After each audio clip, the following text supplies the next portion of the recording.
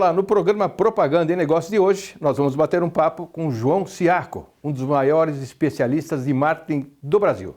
Nós vamos bater um papo sobre o momento atual da propaganda e os desafios para todos os jovens desse setor. Não perca, volto já.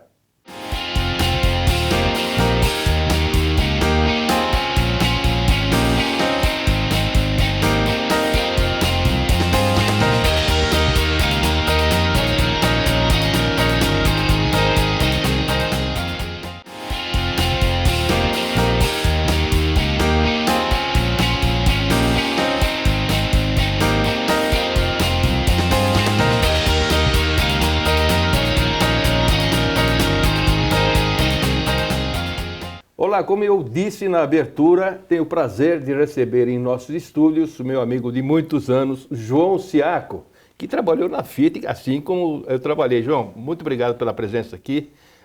Adorei você aceitar o nosso convite e vamos em frente bater um papo sobre propaganda, a nossa profissão, né? Ótimo, obrigado pelo convite, é um prazer estar aqui, um prazer conversar com você sempre. É ótimo, vamos falar bastante. A tua experiência é grande. Eu queria começar, a gente já falou em propaganda, o atual momento da propaganda, né?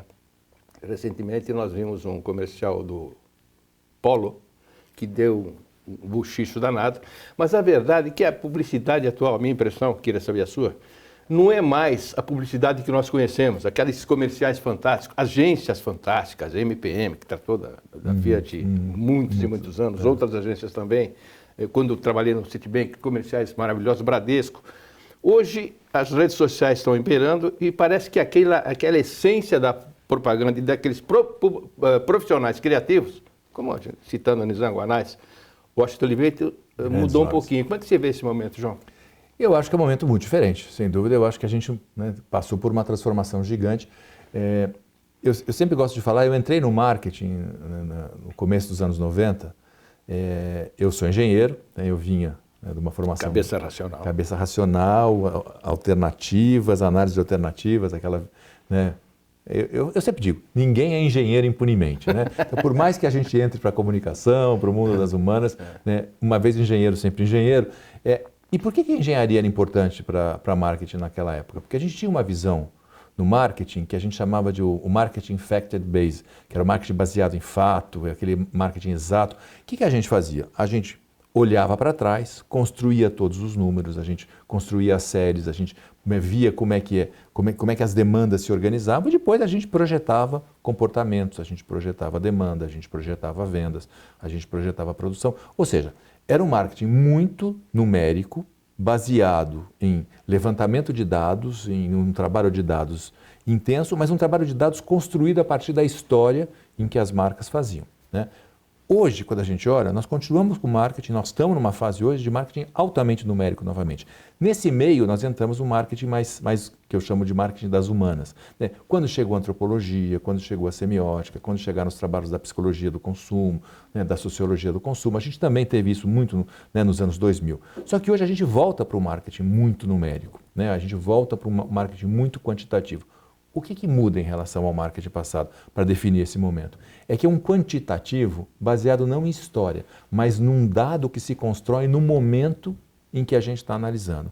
Então eu tenho que ter, na estrutura de marketing, uma organização capaz de dar conta de acompanhar todas as interações da marca com seus consumidores e as respostas dessas interações em tempo real. Portanto, é um marketing altamente imediatista de acompanhamento dos movimentos das marcas. E por ser tão imediatista, ele tem que responder também de uma maneira muito imediata para poder dar conta.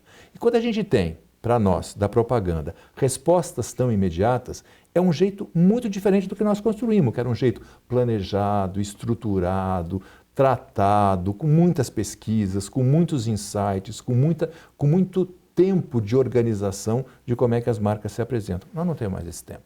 Hoje as marcas precisam responder em tempo real. Então a cabeça de quem faz comunicação hoje, a cabeça de quem constrói a comunicação hoje, é uma cabeça que tem que dar resposta imediata a uma interação que acontece ali. Então é, sem dúvida, um momento diferente, é um momento, né, em que a gente tem uma dinâmica de trabalho diferente. E sabe o que é engraçado? Porque assim, na minha equipe de marketing, né, nessa última fase de Fiat, é uma equipe que tinha engenheiro de dados, né, analistas de sistema, tinha gente fazendo UX. A gente nem sabe nas estruturas de marketing como contratar essas pessoas e principalmente como criar carreira para essas pessoas dentro das empresas. Então é um momento diferente, é um momento em que certamente a publicidade precisa, né, trabalhar. Eu fico um pouco triste, sabia? Eu fico assim, o talento do Nizanguanais, o talento de Washington Oliveira, para citar os dois, outros mais, Celso Loduca, esses caras todos, o mercado não exige mais trabalhos criativos como eles faziam. É outra pegada. Você com pouco dinheiro faz propaganda no Google. Na Globo, inclusive, que tem um novo sistema para qualquer um poder comprar. Qualquer um poder comprar, paga barato, né, nas redes sociais e não sabe bem o que vai dizer. A linguagem, se pegar, pegou, se não pegar, muda. Não é um momento meio assim. Diferente. Eu acho que sim, né, pessoas, né, privilegiadas, o Nizanguanais, por exemplo, obviamente se adapta a qualquer momento e faz coisa boa em qualquer situação, como está fazendo hoje, né, como faz o Washington, enfim, como faz, né, toda, assim, a capacidade, né, desses grandes gênios em se adaptar rapidamente a essa realidade, principalmente a desempenhar bem nessa realidade, é enorme e eles fazem isso com maestria. Mas eu acho que a cabeça dos novos publicitários é muito diferente da deles, né? É uma cabeça que tem uma amplitude diferente, né? Que tem uma visão de alternativas e de possibilidades também diferente. Até porque essas alternativas já são quantificadas, né? Quando a gente entra numa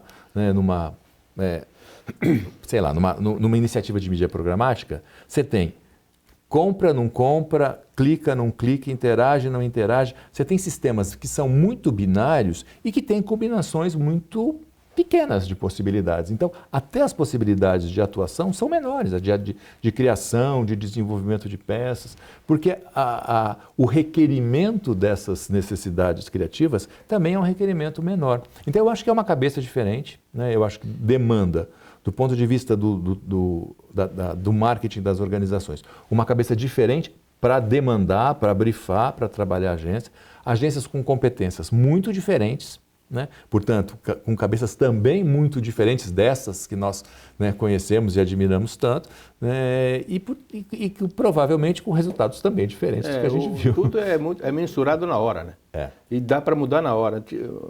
Há pouco tempo atrás, um comercial que você pagava 400, 500 mil reais, maravilhoso, não funcionou, não dá para mudar. Tinha que acreditar ou não acreditar, tinha que ter a sensibilidade das pessoas. E antes a gente fazia isso, né? Uma campanha, o filme, o grande lançamento, tudo pensado, estruturado e decupava, obviamente, né? Isso era acompanhado em uma série de coisas. Hoje não, né? Eu me lembro que assim, qualquer iniciativa de comunicação que a gente, né, fazia, a gente ia ter pelo menos 300 ou 350 peças para a necessidade dessa campanha, porque eu falava com determinado público, determinada segmentação, da segmentação para determinada mídia, para determinado horário, para determinado formato dentro dessa mídia. Então, isso faz com que eu tive, né, não dá para construir 350 peças com a competência que a gente tinha para, né, criar uma campanha. É diferente. Não sei se é pior ou se é melhor. Eu diria que é muito diferente. Né? Eu lembro, você até citou aqui nos bastidores, agora há pouco comigo, que a agência de propaganda falava com o CEO das empresas. Exato. Eu lembro, na Fiat, agência, o Mafuz, Petit, Zaragoza, sentavam com o presidente, Aldo Novino e tal, Barello, para discutir a campanha. Agora não mais. Né? São agências diferentes, menores, que têm que dar resultado e alterar de acordo com o próprio resultado. Pode ser que dê. Se não der, não tem grandes problemas também, porque o custo de produção é quase nada. E o bom, estão surgindo agências especializadas nessa nova cultura da publicidade. É isso. Eu acho que tem dois pontos aí que você falou dessa que eu acho super importantes. Assim, primeiro, um grande nome o presidente de uma agência falar com o presidente de uma empresa, um cliente, isso acontecia porque a relevância, né, das decisões que essa agência tinha dentro da operação do cliente era enorme.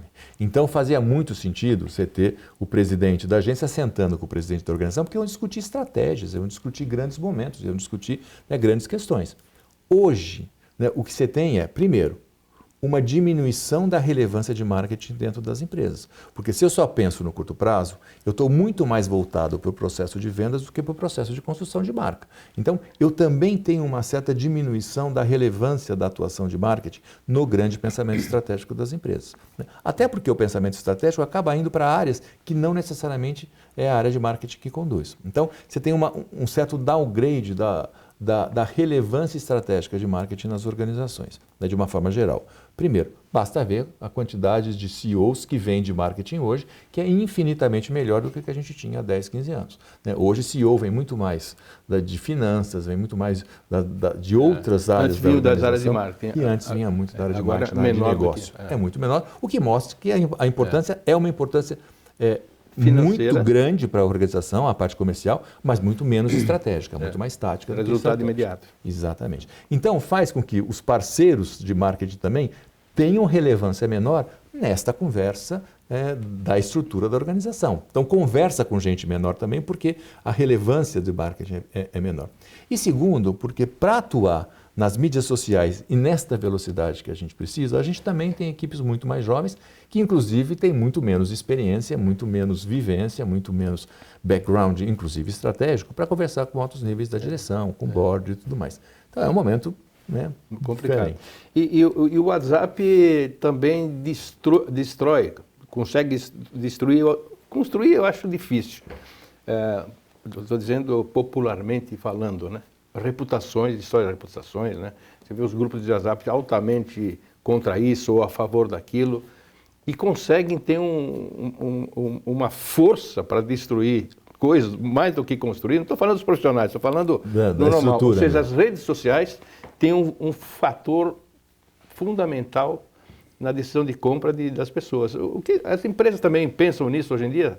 Tem que pensar, não tem outro pensar, jeito. né? Não tem que pensar. Você tem... Que defesa vai ter para eu acho que algumas, assim, mas é muito importante esse tipo. Primeiro, é como monitorar e como acompanhar tudo que está acontecendo, né? Então, se você tem esta área de redes sociais, de estruturação dos trabalhos sociais, de mídia social dentro das empresas, hoje ele é muito organizado. Não necessariamente ele é feito pelas próprias organizações. Muitos desses serviços são terceirizados, mas operam dentro das organizações. Ou seja, a organização acompanha minuto a minuto, mais que isso, segundo a segundo, tudo que se fala dela e tudo que acontece, né, no seu entorno. E em função de movimentos que aumentam ou diminuem, ela imediatamente atua sobre esses movimentos, né, que são mais perigosos, ela tenta dirimir crises antes das crises virarem, ou seja, ela tem uma atuação junto com este movimento se formando. Ela necessariamente tem que ter um trabalho de monitoramento muito intenso. Cada vez mais maior. Né? Na nossa época, você lembra, a gente recebia clipping, né? Primeiro era semanal, depois era diário, a gente no dia seguinte recebia lá o clipe das principais matérias que a gente tinha, né? Quantas vezes a gente fez. Não faz o menor sentido isso hoje, né? Nós temos que estar olhando ali minuto a minuto da concorrência, o que hoje não. Ok, fazer um apanhado do que houve, do que a grande mídia falou, do que se teve, né, de grandes fatos, super importante na economia e tudo mais, né? Isso dá para fazer, né, de uma forma mais fria. Agora, né, ali na notícia quente, nós temos que estar olhando minuto a minuto o que está acontecendo e agir imediatamente em cima do que está se passando. João, quando a conversa é boa, passa rápido o tempo, né? Os primeiros 15 minutos já foram. Nossa, que rápido. Mas eu queria continuar nesse tema de polarização, né? Porque as empresas devem ter uma estratégia a esse respeito. Falei no início da entrevista aqui, é um comercial do Polo, dirigido ao automóvel para o grupo de LGBT, etc. Enfim, eu queria ouvir a sua opinião sobre outros produtos, como proceder corretamente, como deveriam proceder essas empresas. Olha, na minha visão, eu acho que hoje a necessidade de curto prazo, como a gente está vendo que as empresas têm hoje, né, um foco estrito no curto prazo, essa visão faz com que os esforços de marca sejam esforços menores do que a gente teve até então.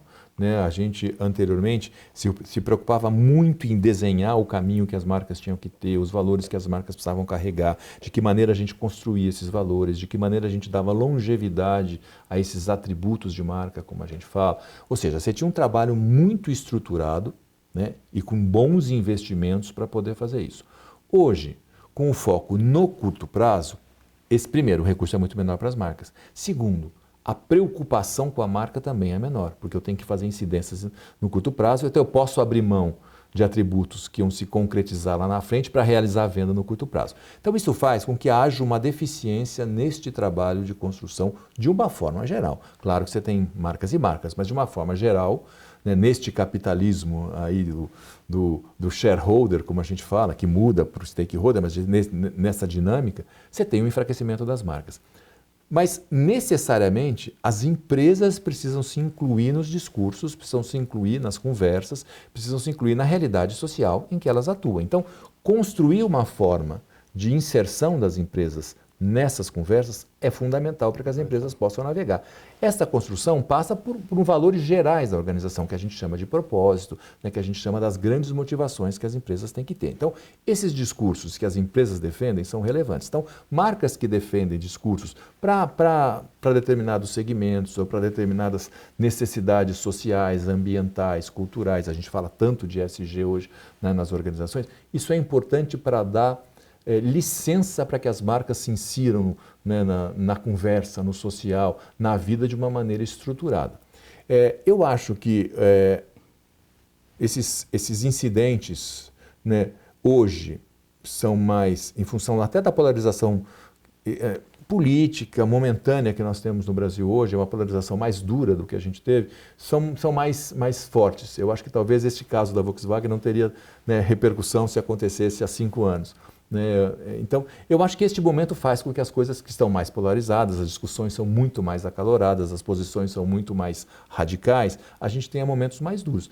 Mas sem dúvida, eu acho que você tem outras empresas que defendem as mesmas posições e que não enfrentam a questão. É que o mercado automobilístico é um mercado que tem determinadas características, o carro tem determinadas características, enfim, eu acho que é um momento importante. Agora, defender posições sociais, posições ambientais, posições, né, que tenham impacto na sociedade é fundamental para qualquer organização. Então, a empresa precisa escolher bem quais são as suas bandeiras e, principalmente, como é que ela entrega o que ela está prometendo. Porque, senão, fica só discurso vazio e que não se sustenta na prática. Esse é o grande desafio que as empresas têm agora. Esse foi o primeiro bloco com o João Ciacco, um dos maiores especialistas em marketing do Brasil. Acompanhe o segundo, tem mais novidades por aí. Até já.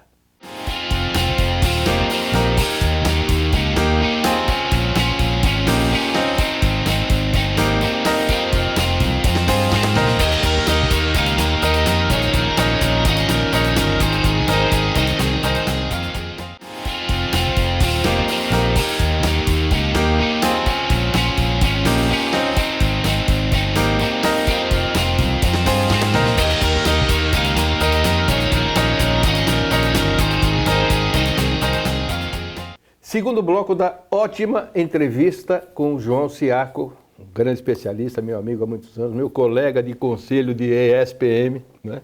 Isso mesmo. João, fala em ESPM, nós somos conselheiros há muitos anos da maior escola de comunicação do Brasil, né? A gente sabe que existe uma preocupação também com esse novo momento que o marketing, não sei se vamos até parar de chamar de marketing, né?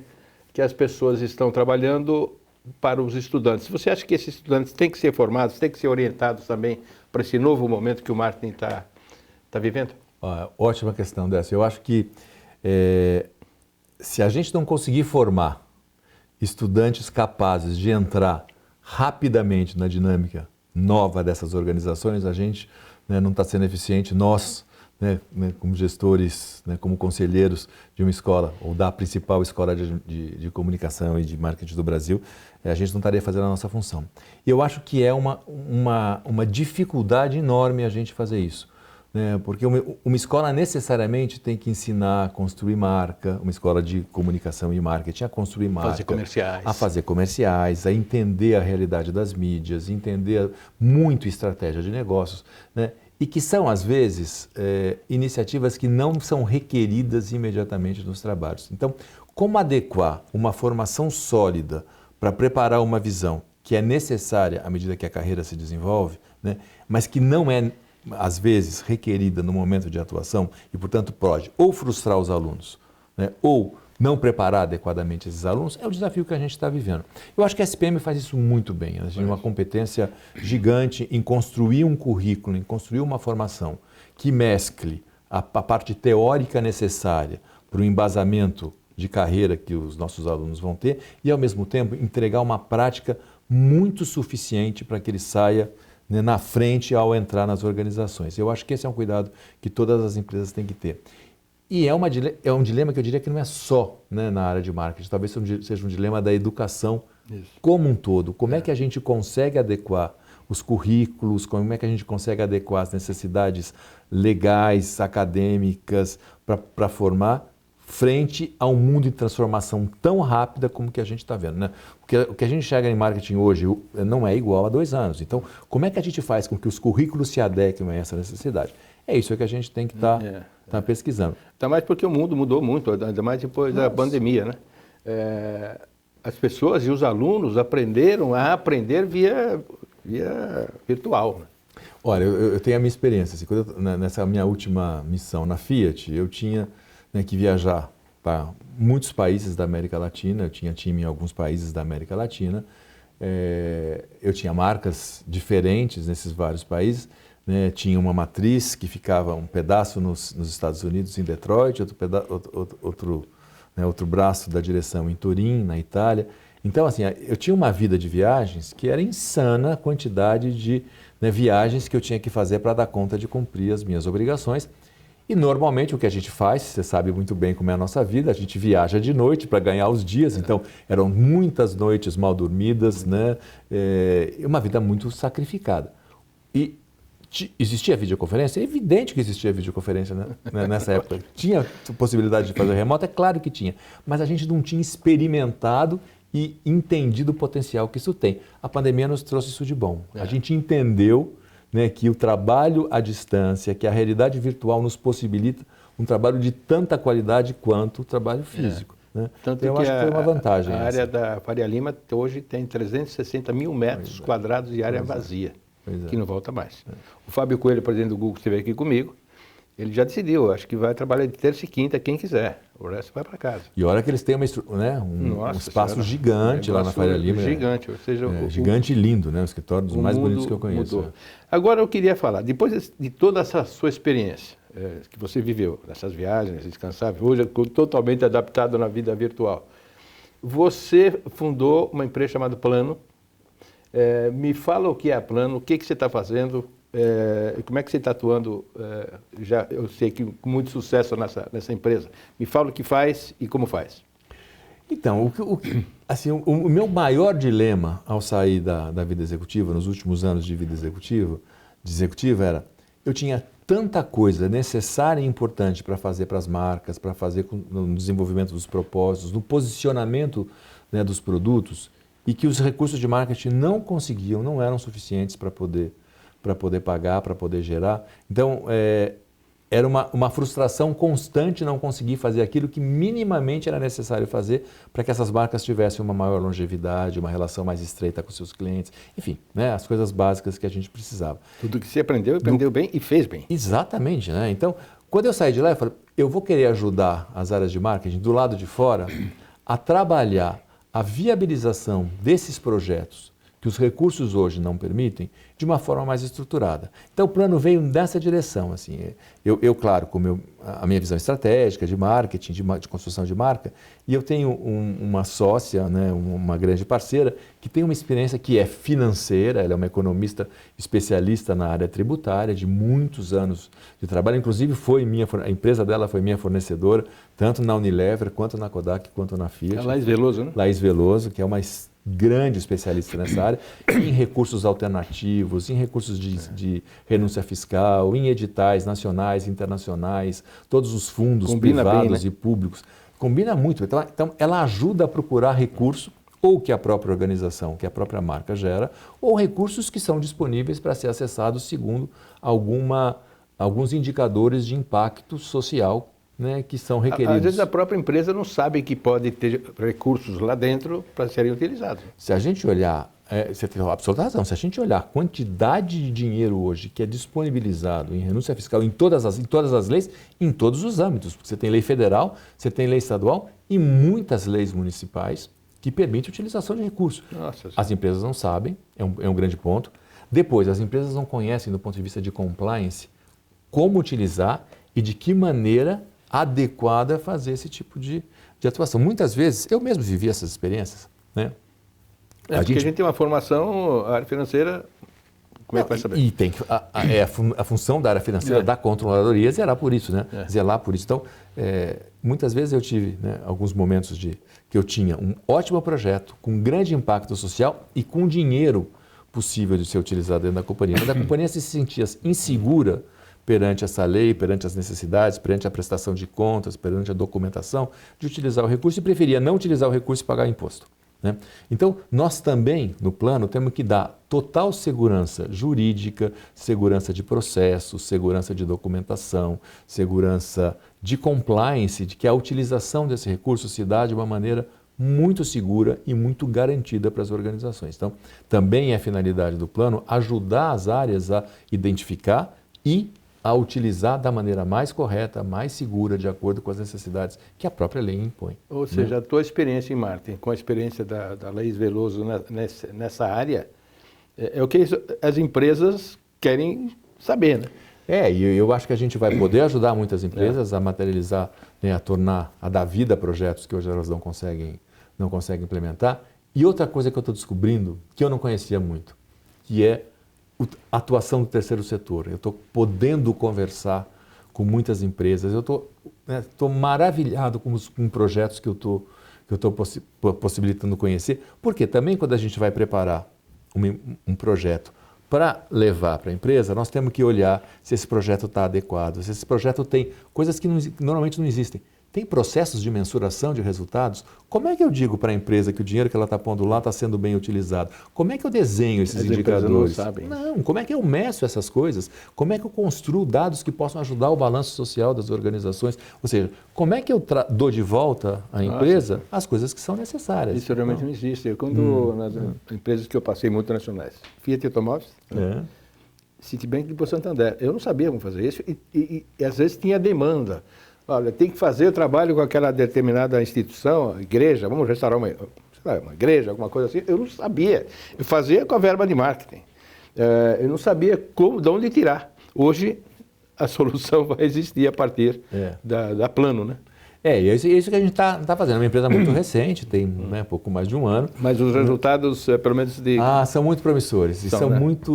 E a gente está montando um esquema de trabalho muito diferente do que a gente tinha, né? Porque a gente, aproveitando os aprendizados da pandemia, a gente falou, quem sabe a gente não começa a trabalhar sem uma sede, né, física, a gente começa a fazer só remotamente. Quem sabe a gente não tenha grande número de funcionários, a gente consiga montar times por projeto, por necessidade. Então a gente também está experimentando modelos diferentes de trabalho, formas diferentes de atuar e tem dado muito certo. Assim, a gente está feliz. Você também tem o Instituto OFER, não é isso? Isso mesmo. Me fala o que é isso, o que você está fazendo, o que você está aprontando lá? Então, os outros lados eu estou olhando para vários lados, agora eu tenho tempo de poder olhar mais coisas e uma área que sempre me interessou, você sabe bem, nós estamos juntos nela, é a área de educação. Eu acho que a gente tem, eu pessoalmente, acredito muito, eu sou filho de professores, eu sou neto de professores, então eu tenho um pouco da educação na minha formação, no meu jeito de